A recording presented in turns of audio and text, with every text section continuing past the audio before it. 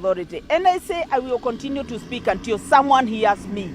I will shout, and I will shout on top of my voice, on top of the roofs, until National Irrigation Authority wakes up.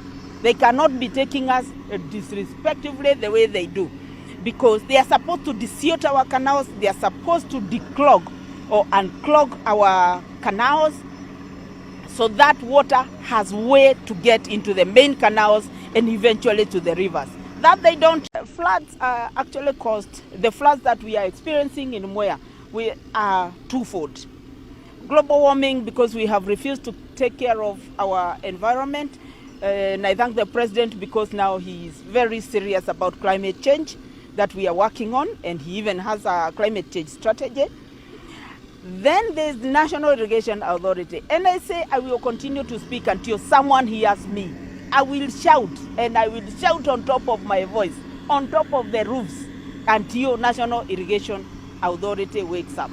They cannot be taking us disrespectively the way they do, because they are supposed to desilt our canals, they are supposed to declog or unclog our canals so that water has way to get into the main canals and eventually to the rivers.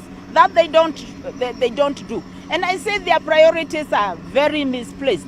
If you come to Uhuru here at National Irrigation Authority, they are building hotels, they are building houses, and I do know that their core business is the settlement scheme, is the irrigation scheme.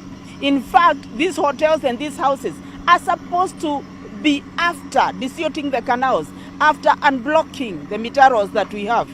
Now they want to build because I think they can get money because of the buildings that they are having or something like that. The day the president will reorganize National Irrigation Authority, even the yield, the amount of rice we get from this Mwea scheme, will increase. And Mwea has the capacity to feed this country with rice. Naitwa Jackson Kibuja, mimi ni mkaaji wa hapa Mwea. Hii mto ambapo mnaona tumesimama hapa ni mto ambao imevuja kingo yake. Pahali tumesimama, hii ndio mto kamili. Alafu hapa unaona imedivert namna hivi, ni penye imevuja kingo, alafu imezunguka namna hivi. Hapa unaona watu wa hii kijiji inaitwa Kakongo huwa wanatumia dakika 5 kufika hapa Ngurubani. Lakini kwa saa hii kwa venye hii mto imevuja kingo, wanatumia ile the longest route kufika Ngurubani. Juu sasa wanazunguka, wanatumia njia ya kwenda Mwea Boys, wengine wanatumia ile njia ya kwenda Diba, alafu mtu anarudi mpaka kwa town. Pahali wanagaramika sana kutumia fare. Tumefungiwa sasa kwenda town kwa sababu ya hii mto, kwa sababu iko na maji mingi sana. Nakula shida hapa kwa sababu kwenda town ni shida. Na hata ule alikuwa ametusaidia kitabo, ni huyu alikuwa ametuwekea hii karavati. Sasa hata hiyo karavati itusaidii kwa sababu maji inaendea juu. Hawana nguvu, ni kulipa wanalipa wafundisho.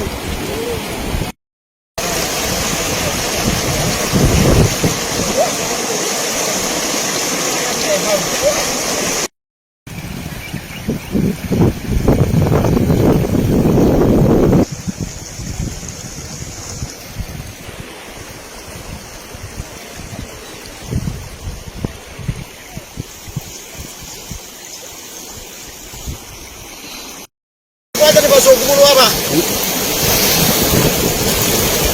Apa kau ngai? Apa ni kau kumulu apa?